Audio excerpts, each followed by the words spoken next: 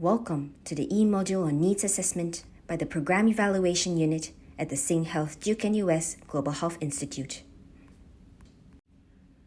The learning objectives of this module include defining what a needs assessment is, understanding the process of conducting a needs assessment, and being able to apply the PI concept of needs assessment to the design of health intervention projects.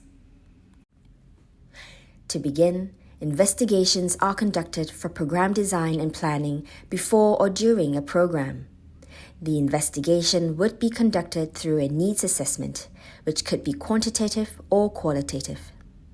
Needs assessment is the process of identifying needs, prioritizing them, making needs-based decisions, allocating resources, and implementing actions in organizations to resolve problems underlying important needs. The outline of the Needs Assessment E-Module comprises 5 parts: importance of needs assessment, pre-assessment, assessment, post-assessment, and lastly, needs assessment methods. So to begin, we'll cover the importance of needs assessment. To explain it in layman terms, we can use the analogy of a crying baby, with the current state being a crying baby, and the desired state a baby who has stopped crying. The space between the current state and the desired state is what we hope to measure during the needs assessment. This is also known as the measurable gap. This measurable gap would be the part of the identification process where you identify the problem you wish to resolve.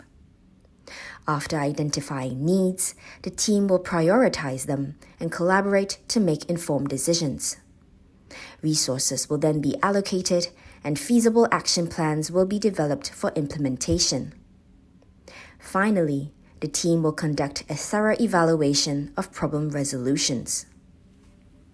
The concept comprises 3 phases and 14 steps, like the PI concept, which equals 3.14. Each phase and step is designed specifically to facilitate a comprehensive evaluation and address identified needs efficiently and effectively. The second part of the E-module is the pre-assessment. The pre-assessment, also known as Phase 1, focuses on what you hope to identify. Imagine that you are a detective and there is a mystery that you need to solve. This is Step 1. Before collecting any data, you would need to do a mini literature review and meet with people, ask questions, usually in the form of informal chats, and find out what is happening on the ground. You will also need to determine if there are any results or perspectives you have gathered that can be changed to promote a more positive atmosphere. There are certain projects you may want to do that involve going into the community, but you may realize it might not be a good time to do so due to the political situation or larger environmental concerns, so there will not be a need to proceed from Step 1. However, if you do identify some perspectives which you believe you can change, you may choose to proceed to Step 2. Before conducting research in another place beyond Singapore, it is important to understand the region's culture through a cultural audit. We need to understand what is happening and the cultural norms within the region you wish to visit. There are 4 key observations you need to collect before engaging in an overseas project, such as the organizational assumptions, formal and informal practices, the ways of communication, and anomalies, problems, and exceptions. This cultural audit is not necessarily like collecting research, where you keep to a time limit of 60 minutes for the interview. Rather, this is an informal chat where we listen to participants share their recollections or experiences of collaborating with other groups and let them lead the flow of discussion. In the picture on the right, you can observe a distinct demonstration of power dynamics and hierarchy within the organization. One nurse is seated on a chair, symbolizing a position of authority or seniority, while another nurse, who is likely junior, is squatting on the floor beside her. This physical arrangement is a visual representation of the hierarchical structure within the organization. where the superior is given a more elevated position, both literally and figuratively. These dynamics can significantly impact the way decisions are made and how interactions occur within the organization. In this context, the hierarchical structure is not just a formal aspect of the organization, but may also be embedded in its culture. It suggests that communication and decision-making processes likely follow a top-down approach, where directives flow from senior staff to junior staff, with little room for bottom-up feedback or collaborative decision-making. This method might be the norm within this organization, but an anomaly in the other cultures that follow a flat hierarchical structure and that promotes collaborative methods of interaction. Overall, there will be key observations you need to look out for, which will help further facilitate the process of working together effectively and ensure your approach is sensitive to the existing power dynamics in their culture. After the cultural audit, and you decide you can be of some help and support to make positive change, what you need to do is to form a needs assessment team. This is also known as Step 2. Who should be in the team to actually carry out this needs assessment? There should be a key facilitator who is the team leader and has a stake in this project or potential projects you wish to do. There are 3 categories of people to consider adding to the team. Level 1 comprises clients and recipients of the service. This could include patients, family members, or caregivers. This is called the community participatory approach, which enables the recipients to participate in the decision-making process to identify, prioritize, and address their own needs and challenges collaboratively. Level 2 would be the service or program providers, who can share their perspectives from a professional viewpoint. Level 3 includes those who support the organizational system, referring perhaps to the hospital managers who can help you navigate through the systematic issues within the organization. Upon engaging with the key stakeholders, the third step in Phase 2 would be learning about the what is and what should be, to identify the current and ideal state. In this step, we focus on identifying the measurable gap between the current state and the desired state. This involves gathering secondary data, such as institutional data, newspaper articles, archives, and clip files. We also review past evaluations, assessments, or accreditation reports. Additionally, we examine data from existing surveys, interviews, or focus groups. Our investigation includes findings from cultural audits, which can reveal long-time political standoffs or territorial boundaries. We also look at unspoken rules and working norms within the organization, as well as the extent of open communication and cooperation. By understanding these elements, we can better identify the gaps and develop strategies to bridge them effectively. By focusing on synthesizing the data, we can understand the current and desired state. We aim to keep the data short and simple, rendering it in a usable format and structure.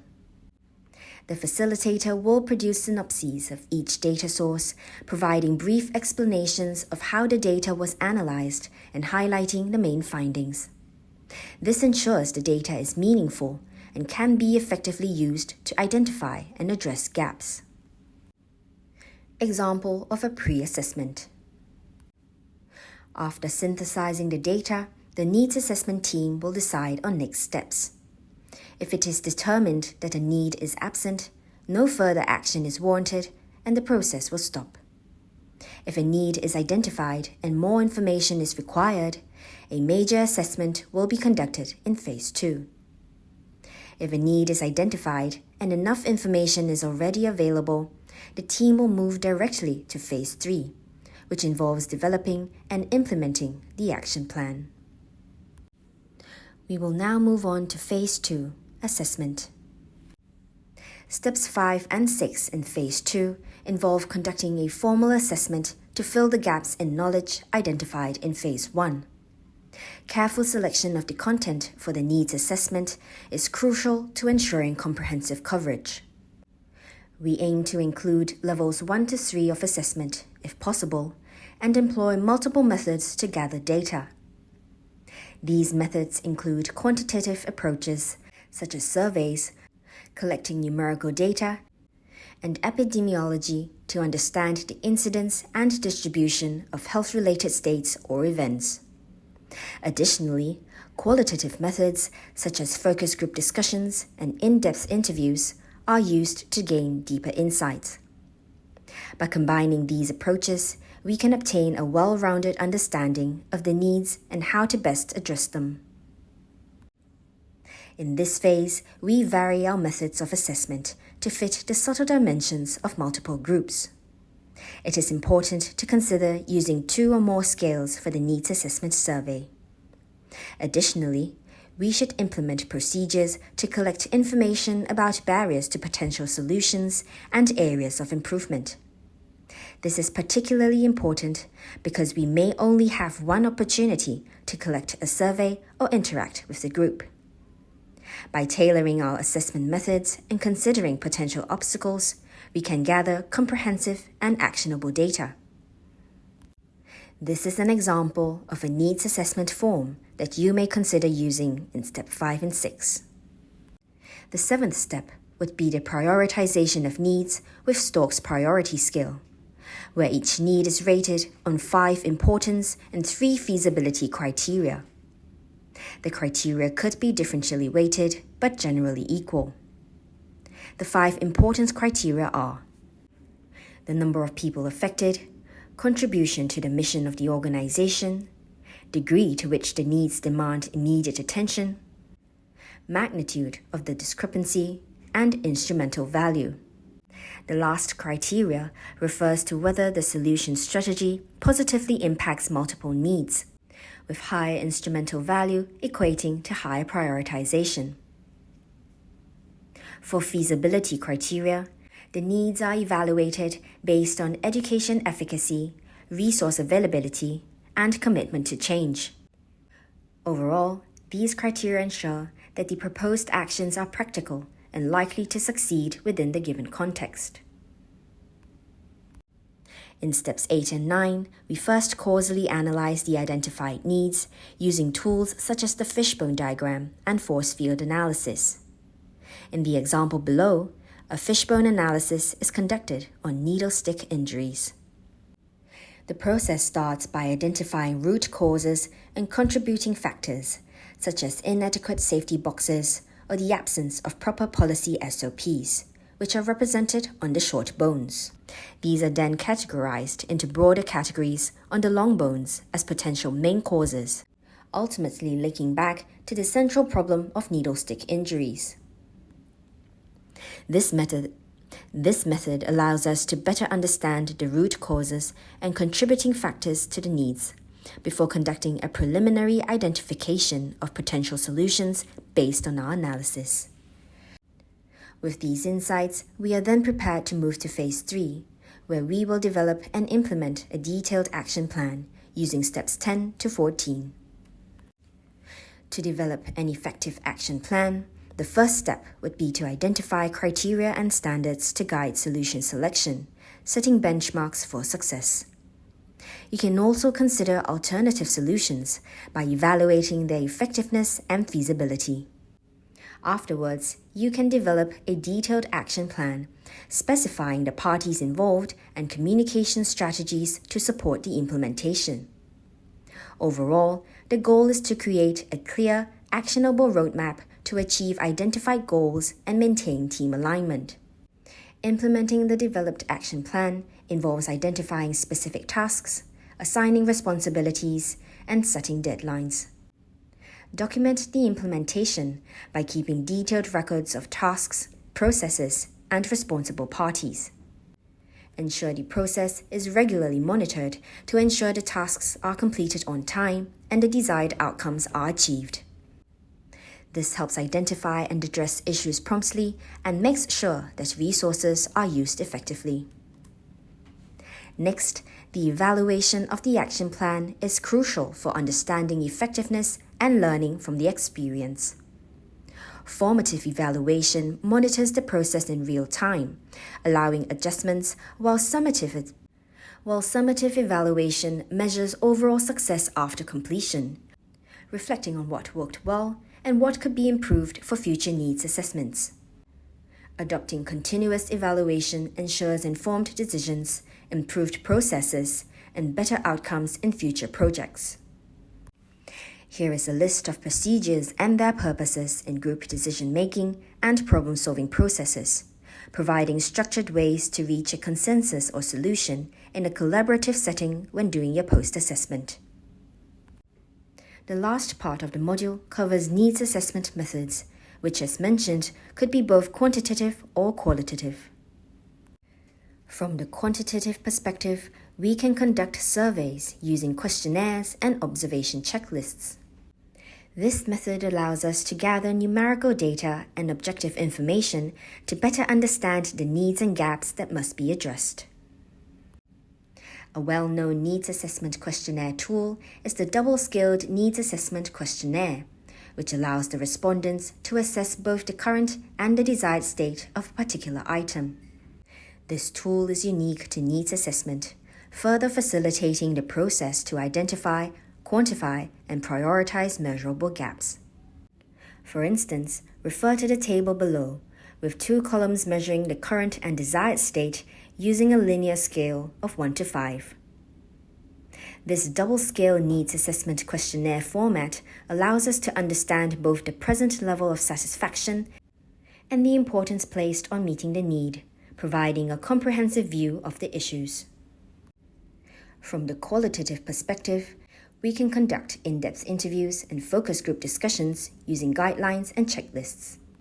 These methods allow us to gather detailed and nuanced information, providing deeper insights into the needs and issues that must be addressed. We have come to the end of the E module. Here is a summary of the content covered. A needs assessment is a process that identifies and prioritizes needs to make informed decisions and allocate resources effectively. This process involves 3 main phases. The pre-assessment phase focuses on forming a team and learning about the current and desired state. The assessment phase, where a full assessment is conducted to identify and prioritize needs, analyze them causally, and identify preliminary solutions.